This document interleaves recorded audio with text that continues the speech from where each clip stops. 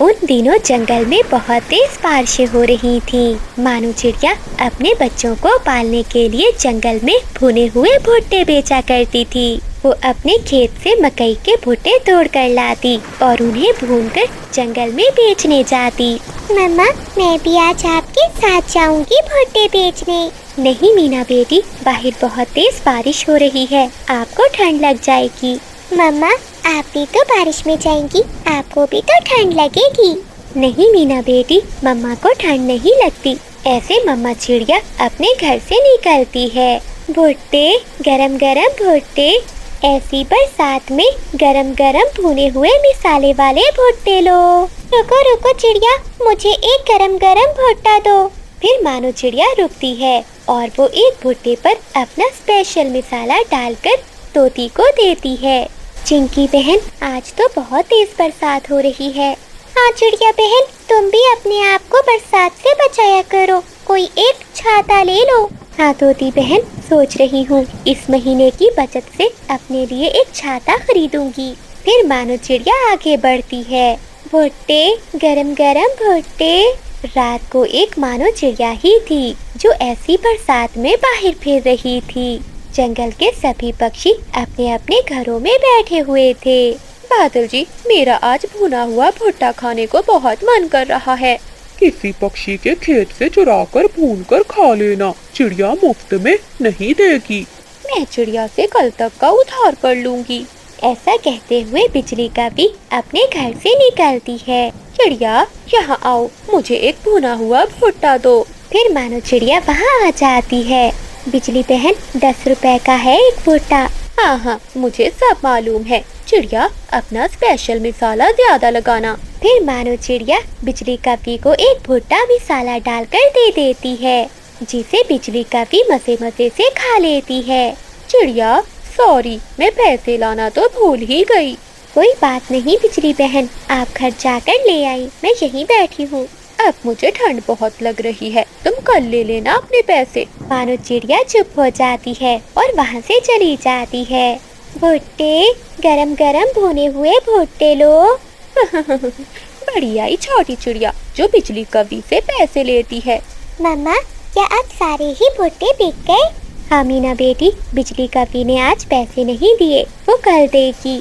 अगली सुबह हो जाती है। मानो चिड़िया और उसकी बेटी मीना खेत में जाती हैं। वो भुट्टे तोड़ती हैं। घर आकर मानो चिड़िया वो भुट्टे भूनती है और फिर बेचने जंगल चली जाती है। चिड़िया बहन, मुझे एक गरम भुना हुआ भुट्टा दो। पुत्री बहन, आप 20 के 2 भुट्टे ही ले ले, आज बहुत कम भुट्टे बिके हैं मेरे। कल बिजली कवि ने भी मुझे भुट्टे के पैसे नहीं दिए, आज मैं उस मोहल्ले में ही नहीं जाऊंगी। हाँ चिड़िया बहन, वो तो सभी पक्षियों से उधार चीजें लेती है और फिर पैसे मांगने पर वो लड़ाई करना शुरू करती है। तभी बिजली कवि भी वहाँ आ जाती है। चिड़िया, आज तुम मेरे घर की तरफ क्यों नहीं आई? आज तुम्हें कुछ उधार नहीं मिलने वाला। चुप कर जा कबूतरी, तुमसे मैंने क्या उधार ले लिया है, चल भाग यहाँ से। अच्छा अच्छा, अब मैं जाती हूँ। रुको रुको चिड़िया, मैं तुम्हारी तरफ ही आई थी। मेरा जुगनू जिद कर रहा है, मुझे एक भुट्टा दे दो। अच्छा, पहले मेरे कल वाले पैसे दो, फिर ही मैं तुम्हें और भुट्टा दूंगी। अरे क्या मैं भाग रही हूँ ये जंगल छोड़कर? दे दूंगी तुम्हारे पैसे। पहले मेरे पैसे लाओ, फिर ही मैं तुम्हें भुट्टा दूंगी। ऐसा कहते हुए मानो चिड़िया वहाँ से चली जाती है। बड़ी तेज हो गई है ये चिड़िया, 4 पैसे क्या आ गए, बातें ही सुनाने लग गई है। मानो चिड़िया अपने घर लौट रही थी कि उसे खेत के पास उल्लू बैठा दिखाई देता है। चिड़िया वहाँ जाती है। अरे आप कौन है? आपको इस जंगल में पहले तो नहीं देखा। मैं एक व्यापारी उल्लू हूँ। ये खेत किसका है? मुझे इस खेत के भुट्टे बहुत पसंद आए हैं। मैं ये खेत खरीदना चाहता हूँ और दाम भी बहुत अच्छे मिलेंगे। उल्लू भैया, ये खेत तो मेरा है। क्या चिड़िया, तुम मुझे ये खेत बेच दोगी? मानो चिड़िया कुछ देर सोचती है। मुझे ये खेत बेच ही देना चाहिए क्योंकि सौदा बहुत अच्छा हो रहा है। वैसे भी कब तक मैं जंगल में ऐसे भुट्टे बेचती रहूंगी। जो पैसे मुझे मिलेंगे मैं उनसे अपना एक नया ढाबा शुरू करूंगी। फिर मानो चिड़िया मान जाती है और वो अपना खेत उल्लू को बेच देती है। बादल जी सुनो, आज चिड़िया ने मुझे उधार भुट्टा नहीं दिया। उस छोटी चिड़िया की इतनी हिम्मत। हाँ बादल जी, उस कबूतरी और चिड़िया ने मुझे बातें भी सुनाई हैं। थोड़ी देर रुक जाओ बिजली। आज रात जब चिड़िया सोएगी तो हम उसके खेत से सारे भुट्टे चुरा लाएंगे। फिर हमारे घर में होंगे ढेर सारे भुट्टे। जितना जी चाहे उतना खाती रहना। ये सुनकर बिजली का भी बहुत खुश हो जाती है। आधी रात हो जाती है। बादल और बिजली आधी रात को अपने घर से निकलते हैं। वो खेत में जाते हैं। चलो बिजली, अब भुट्टे तोड़ना शुरू करो, इससे पहले कि कोई आ जाए यहाँ। फिर वो दोनों पति पत्नी भुट्टे तोड़ने लगते हैं। लेकिन चिड़िया ने तो वो खेत बेच दिया था। उस खेत की निगरानी अब उल्लू कर रहे थे। भाई देखो, हमारे खेत में कोई चोर घुस आया है। चलो चलकर देखते हैं। फिर वो दोनों भाई उल्लू खेत में जाते हैं और उन दोनों कपों को पकड़ लेते हैं। अरे कौन कौन हो तुम? तुम्हें हम बताते हैं कि हम कौन हैं। फिर वो दोनों उल्लू भाई मिलकर उन कपों की खूब पिटाई करते हैं। ये खेत हमारा है, हमने चिड़िया से खरीदा है। अगर अब हमें दोबारा यहाँ नजर आए तो हम तुम दोनों को जान से ही मार देंगे। ऐसे वो कपे रोते हुए वहाँ से चले जाते हैं। मानो बहन, लगता है आज भूखे ही सोना पड़ेगा। दोपहर हो गई लेकिन अभी तक हमें एक भी दाना नहीं मिला। मेरा तो भूख से बुरा हाल है। बिजली बहन, आप चिंतित न हो, हमें जरूर कुछ न कुछ खाने को मिल जाएगा। वो दोनों बैठी ऐसी बातें कर ही रही थी कि वहाँ एक पक्षी आ जाता है। चिड़िया और काफी कहाँ से आए हो?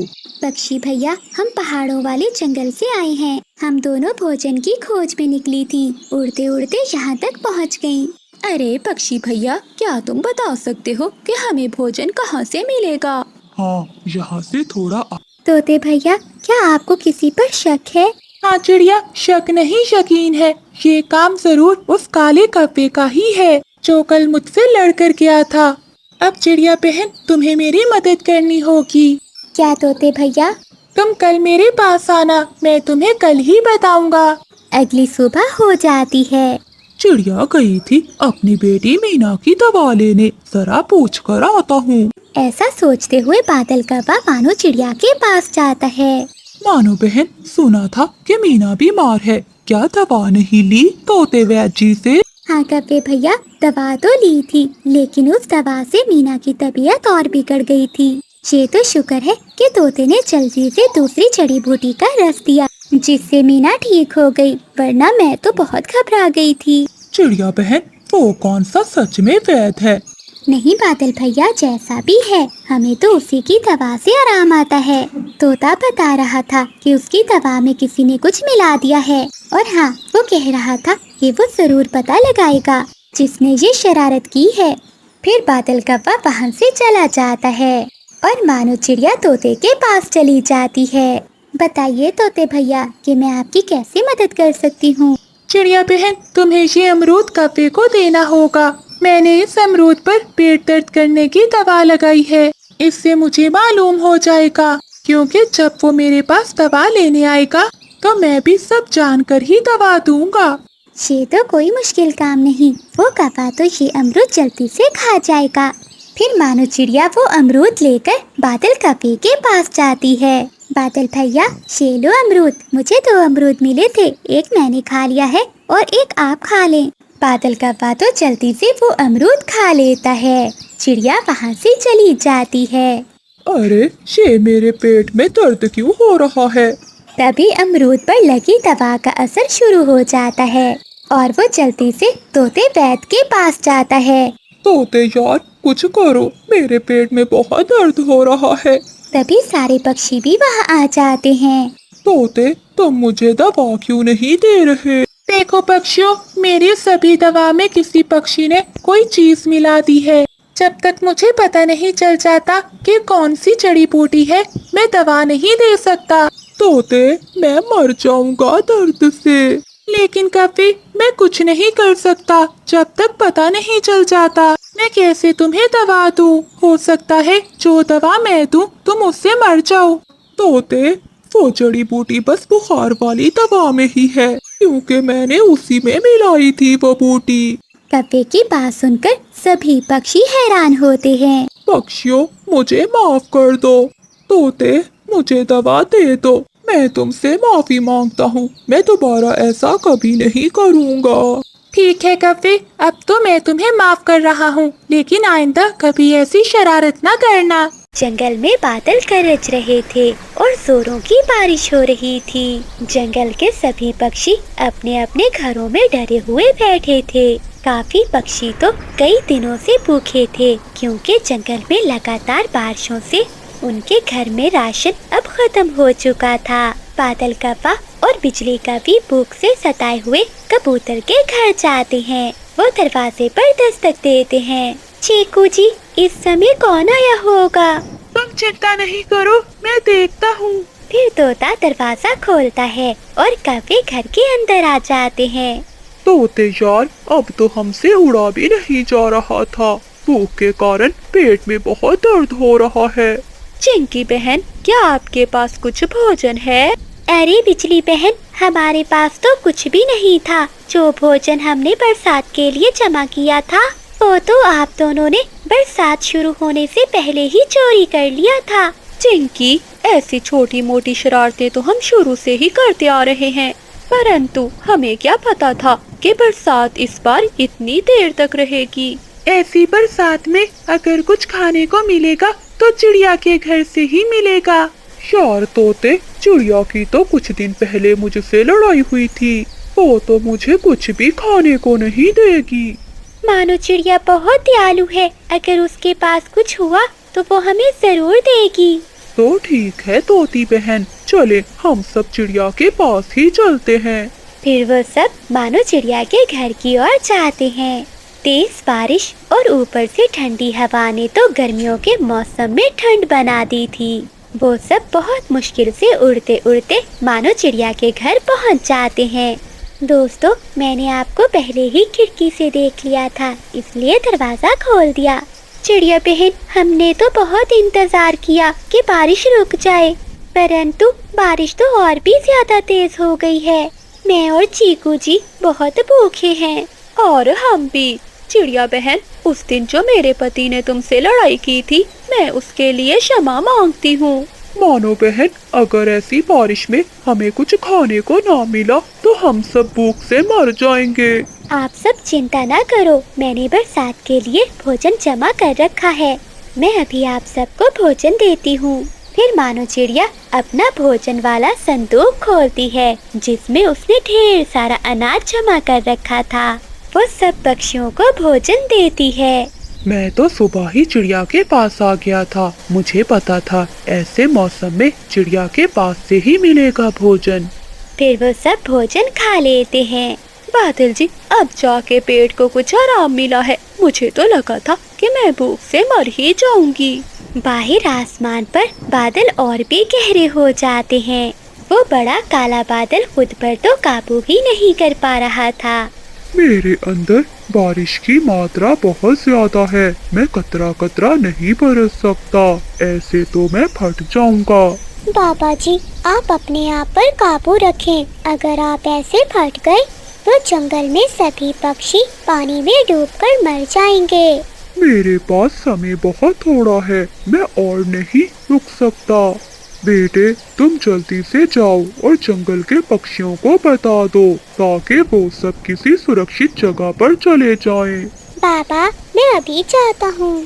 फिर वो छोटा बादल नीचे जंगल में आता है, परंतु उसे तो जंगल में कोई पक्षी भी दिखाई नहीं देता। ये सब पक्षी कहाँ चले गए? अगर मेरे पिताजी फट गए फिर तो सभी पक्षी मारे जाएंगे। जंगल में बहुत पानी आ जाएगा। ऐसा कहते हुए बादल आवाज देता है, कोई है, मेरी आवाज सुनो। जंगल के पक्षियों, आप सब कहाँ हो? दोस्तों, मुझे किसी के बुलाने की आवाज आ रही है। ये कौन हो सकता है जो ऐसी बारिश में हमें बुला रहा है? चिड़िया बहन, हमें जाकर देखना होगा, शायद कोई मुसीबत में हो। चिड़िया बहन, कबूतर ठीक कह रहा है, तुम जाओ कबूतर के साथ। जंगल में बारिश बहुत तेज थी। वो दोनों बाहर आते हैं। बादल उन दोनों को देखकर उनके पास जाता है। बादल जी, सब ठीक तो है ना? हम सब पक्षी तो बारिश से डरकर चिड़िया के घर में छुपे बैठे थे। मेरे काले बादल पिताजी, जो बादलों में से सबसे बड़े हैं, वो फटने वाले हैं। मैं आप सबको बताने आया हूँ कि आप सब पक्षी किसी सुरक्षित जगह पर चले जाएं। अरे ये तो बहुत बुरी खबर है, लेकिन बादल कैसे फटते हैं? मेरे पापा ने पानी अपनी प्यास से कुछ ज्यादा ही पी लिया था और अब वो पानी का बोझ उठा नहीं पा रहे, क्योंकि उन पर हवाओं का दबाव बढ़ रहा है, जिस कारण वो फट जाएंगे। तो क्या बादल, हम पहाड़ों पर चले जाएं? छोटे बादल, क्या पहाड़ों पर तो नहीं आएगा पानी? बादल फटने से जोरदार धमाका होगा और बारिश की बूंदें गिरने की बजाय एकदम ढेर सारा पानी नीचे आएगा। ये अच्छा ही है कि तुम सब पहाड़ों पर चले जाओ। फिर वो छोटा बादल आसमानों में चला जाता है और चिड़िया और कबूतर वापस अपने घर लौट आते हैं। चिड़िया बहन, कौन था? क्या कोई मुसाफिर था या फिर कोई मुश्किल में था? दोस्तों, मुश्किल में कोई और नहीं बल्कि हम सब मुश्किल में फंस गए हैं। दोस्तों, हम सबको यहाँ से जाना होगा। चिड़िया बहन, तुम हम सबको ऐसे डरा क्यों रही हो? आखिर हुआ क्या है? हमें क्यों और कहाँ जाना होगा? दोस्तों, एक बड़ा बादल फटने वाला है। छोटा बादल हमें बताने आया था ताकि हम सब किसी सुरक्षित जगह पर चले जाएं। बहुत